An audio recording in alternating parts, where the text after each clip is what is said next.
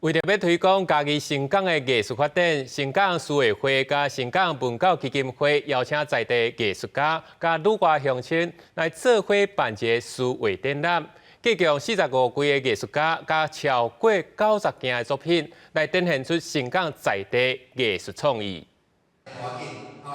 大大小小100的书法甲图画，展现艺术家因对生活的观察甲感受。嘉义县新港文化馆的25号仓库，展出新港在地甲女外艺术家的作品，有若表现新港艺术的能量，嘛希望会当来推广艺术发展。新港文教基金会创立了真好的基础，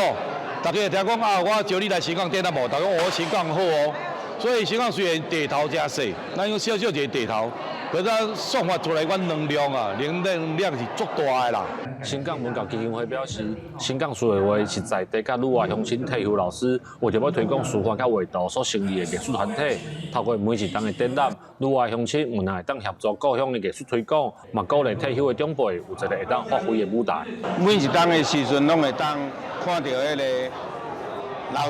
老师来展览，啊老师的画图的艺术嘛，拢足厉害，啊，佮有足侪乡亲大家咧甲斗捧场。对新港的文艺的一个贡献甲爱，会当大家拢一直传落去，互咱新港的这个文艺不管是书法画